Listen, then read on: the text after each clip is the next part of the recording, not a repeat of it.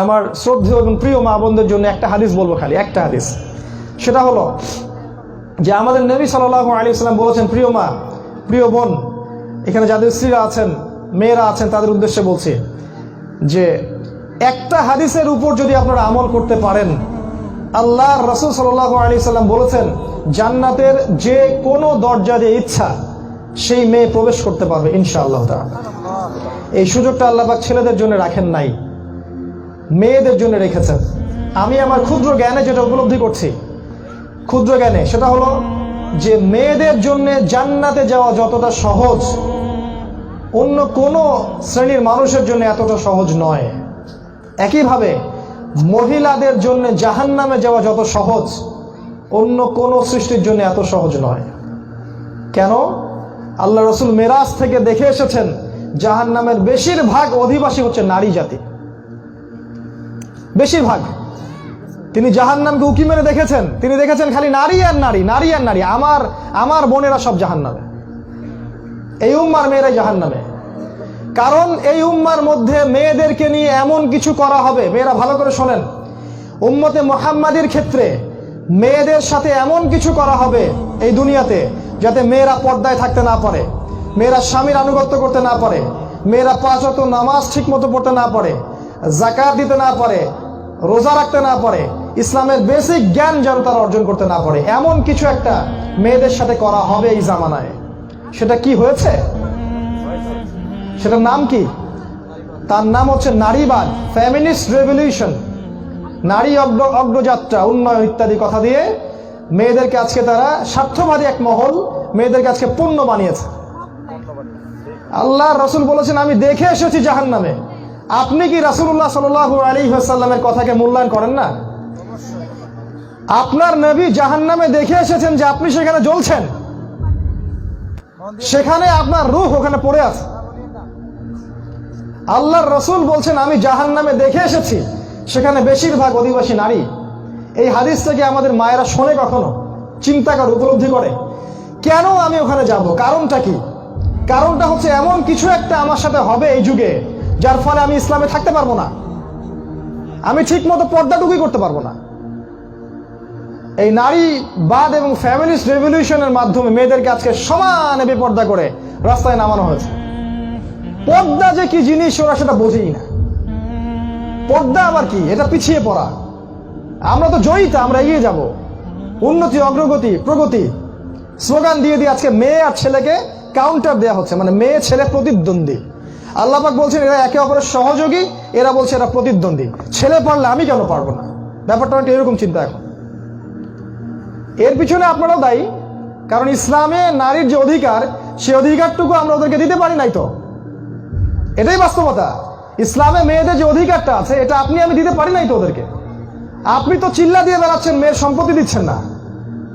আপনি হজমরা করছেন, আপনি বোনের সম্পত্তি দিচ্ছেন না। মেয়েদের শিক্ষার জন্য কোনো মাদ্রাসা ভালো করতে পারছেন না, কোনো শিক্ষা ব্যবস্থাই নাই। ওরা কোথায় দিন শিখবে কোনো ফিকিরই নাই। বরং ইভেন মসজিদ পর্যন্ত যাওয়া আমরা নিষেধ করে দিয়েছি। ওরা দিনটা শিখবে কোথায়? মেয়েরা দিনের বেসিক জ্ঞানগুলো শিখবেটা কোথায় আমাকে বলেন? এই মেয়েগুলো যখন স্কুলে যাবে, ইউনিভার্সিটিতে যাবে, কলেজে যাবে, তখন তো ওদের গেট আপ দেখলে আপনি বুঝতেই পারছেন এরা দাজ্জালের অনুসারী হয়ে গেছে। অতএব এর পিছনে আপনি আমি সমান দায়ী, শুধু ওরাই দায়ী নয়। নবীজি বলেছেন আমি দেখে এসেছি মেয়েদের অবস্থা এরকম। অতএব মা বোনদেরকে অনুরোধ করব খুব সতর্কতার সাথে পা ফেলতে। প্রগতির নামে দুনিয়ার স্বার্থে এমন কোন কাজে পা দিবেন না যেটা আল্লাহ এবং তার রাসূল নিষেধ করেছেন। আল্লাহ এবং তার রাসূলই আপনার সাথে যাবেন, আর কেউ যাবেন না। এই রাসূল আপনার প্রতি করুণা করে মাত্র 4টা কাজ বলে গেছেন যে হে বোন, হে মা, হে আমার মেয়ে, যদি 4টা কাজ করতে পারো তোমাকে আল্লাহ পাক জান্নাতের যে কোনো দরজা দিয়ে ইচ্ছা প্রবেশ করার অনুমতি দিবেন। তিনি বলেছেন ইযা সাল্লাত খামসাহা, যখন 1 নাম্বার একটা মেয়ে 5 ওয়াক্ত সালাত ঠিকঠাক মতো আদায় করে। একটু দেখেন তো আপনার বোন, আপনার মা, আপনার স্ত্রী, সন্তান 5 ওয়াক্ত সালাত ঠিক মতো আদায় করে কিনা, এতটুকু করে কিনা দেখেন তো। কেন করে না? মানে এই পরিবেশটা তৈরি করতে তাহলে আমরা ব্যর্থ। আমরা যারা বাড়ির কর্তা আমরা ব্যর্থ। কু আনফুসাকুম আহলিকুম নারা, এটা আমরা আমল করতে পারি নাই। নবীজি মেরাজ থেকে ফিরে আসছেন, একটা ঘরের গন্ধ শুনলেন, খুবই সুন্দর সুগন্ধ। নবীজি বলেন এটা কোন ঘর থেকে আসছে? জিবরাইল আলাইহিস সালাম বলেন এটা হচ্ছে ফেরাউনের স্ত্রী আসিয়ার ঘরের গন্ধ। ফেরাউনের ঘরে থেকে একটা মেয়ে যদি ঈমান নিয়ে মরতে পারে, তাহলে আমাদের মা বোনরা 5 ওয়াক্ত সালাত পড়তে পারে না? ফেরাউনের স্ত্রী যদি জান্নাতি হতে পারে, তাহলে আমাদের মা বোন, আমাদের স্ত্রীদের কি হয়েছে? তারা 5 ওয়াক্ত সালাত পড়তে পারে না? ইদা সাল্লাত খামসা, যখন সে তার 5 ওয়াক্ত সালাত ঠিকঠাক মতো পড়বে। এখানে খালি ফরজ নামাজের কথাই বলা হয়েছে, আপনার সুন্নত নফলও বলা হয়নি। এতটুকু যদি করে। 2 নাম্বার, ইদা সামাত শাহরহা, যখন সে তার রমাজান মাসের রোজা রাখবে। রমাজান মাসের রোজা রাখবে। ফরজ রোজাই কথা বলা হচ্ছে, নফল সুন্নত বলা হয় নাই। 2 নাম্বার। 3 নাম্বার, যখন সে তার লজ্জাস্থানের হেফাজত করবে, মানে সে পরিপূর্ণ শারঈ পর্দা মেনটেন করবে। আর এই পর্দা মানে সেই পর্দা নয় যেটা এমন টাইট ফিটিং বোরখা যেটা পরলে শরীরের সব অঙ্গ প্রত্যঙ্গ দেখা যায় না। প্রিয় বোন, পর্দা করতে হলে আপনাকে কয়েকটা মূলনীতি মেনে চলতে হবে।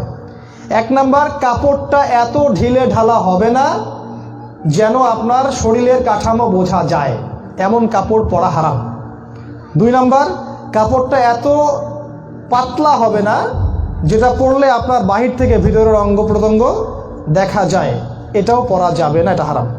3 নাম্বার, কাপড়টা এত চকচকা হবে না, চাকচিক্যময় হবে না যে পরপুরুষের চোখ লাগে, খুব সুন্দর মনে হয়, গর্জিয়াস মনে হয়, এটা করা যাবে না। 4 নাম্বার, এই পোশাকটা এমন হবে না যেটা পুরুষের পোশাক, মানে আমাদের শহরের কথা বলছে, যে গেঞ্জি জিন্স এগুলো পরা যাবে না। 5 নাম্বার হচ্ছে অমুসলিমদের সাথে সাদৃশ্য আছে এমন কোনো পোশাক পরা যাবে না। এই 5টা মূলনীতি মনে থাকবে।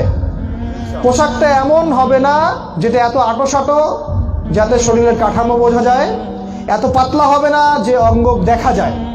অমুসলিমদের পোশাক পরা যাবে না, পুরুষের পোশাক পরা যাবে না, এবং অতি চাকচিক্যময় পোশাক পরা যাবে না। এই মূলনীতি মেনটেন করে আপনারা যদি পোশাক পরতে পারেন, তাহলে ইনশাল্লাহ পর্দা হয়ে যাবে।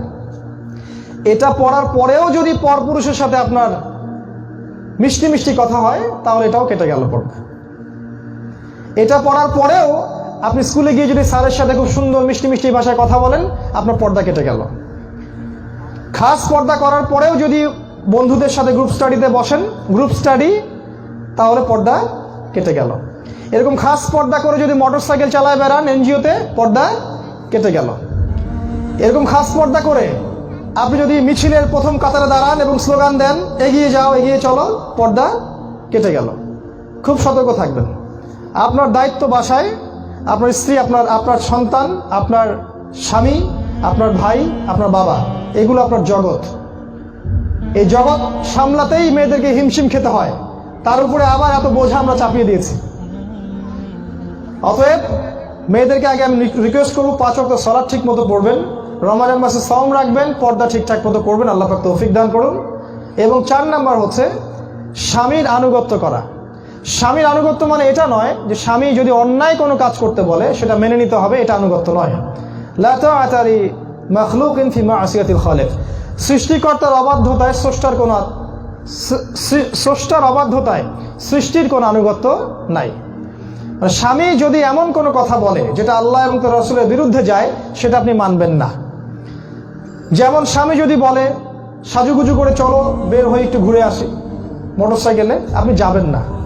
স্বামী যদি বলে যে দেবরটাকে একটু ভাত দিয়ে আসো, তরকারি দিয়ে আসো, আপনি যাবেন না। স্বামী যদি বলে যে একটা সুদী ব্যাংকে অ্যাকাউন্ট করছি, তুমি নমিনি হও, আপনি হবেন না।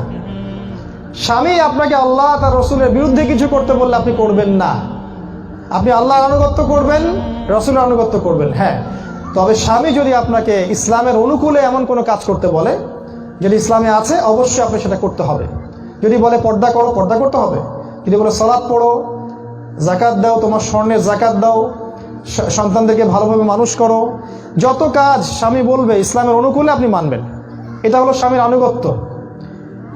আর এভাবে যদি আমরা 4টা হক বা এই 4টা কাজ মেয়েরা করতে পারি, আল্লাহ রাসূল বলেছেন জান্নাতের যে কোনো দরজা দিয়ে ইচ্ছা আপনি প্রবেশ করতে পারবেন ইনশাআল্লাহ তাআলা। একটা নাসিহাই যথেষ্ট। আমার মনে হয় এই একটা হাদিসই একটা মেয়ের জীবন পরিবর্তনের জন্য যথেষ্ট। যখন এই হাদিসটা সাহাবায়ে কেরাম শুনেছেন, মহিলা সাহাবীরা, তখন তাদের মানে যার যা কিছু ছিল এগুলো সাদাকা করে জাহান্নাম থেকে বাঁচতে চেয়েছেন।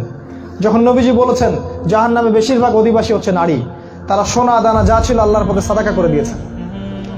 আমরা বক্তব্য শেষ করার আগে এতটুকু অনুরোধ করব, আমরা প্রত্যেকে যেন আল কোরআন বিশুদ্ধ করে তেলাওয়াতটুকু করি, অর্থটা বুঝি। আজকে যে সূরাটাকে আমরা পড়লাম, সূরা আসর, এর মধ্যে যে 4টা গুণাবলী আছে, ঈমান, আমল সালেহ, হকের দাওয়াত এবং সবর, এগুলোর মধ্য দিয়ে আদর্শ ব্যক্তি, আদর্শ পরিবার ও সমাজ গঠন করার চেষ্টা করি। আল্লাহ পাক পরিবারের প্রত্যেকটা পিতাকে ইব্রাহিম আলাইহিস সালামের মতো কবুল করুন, আল্লাহুম্মা আমিন। প্রত্যেকটা মাকে আল্লাহ পাক হাজরা আলাইহিস সালামের মতো কবুল করুন, আমিন। প্রত্যেকটা সন্তান সন্ততিকে আল্লাহ রাব্বুল আলামিন ইসমাঈল আলাইহিস সালামের মতো কবুল করুন, আল্লাহুম্মা আমিন। আল্লাহ রাব্বুল আলামিন আমাদেরকে তৌফিক দান করুন যেন আগামী দিনগুলোতে ইসলামের যে মহাবিপ্লব, মহাবিজয় হতে যাচ্ছে, এই কাফেলে আমরা শরীক হতে পারি এবং এখন থেকে সার্বিক প্রস্তুতি গ্রহণ করতে পারি। আল্লাহ পাক তুমি তৌফিক দান করো, আল্লাহুম্মা আমিন। সুবহানাকা আল্লাহুম্মা ওয়া বিহামদিকা আশহাদু আল্লা ইলাহা ইল্লা আনতা আস্তাগফিরুকা ওয়া আতুবু ইলাইক। আসসালামু আলাইকুম ওয়া রাহমাতুল্লাহি ওয়া বারাকাতুহু।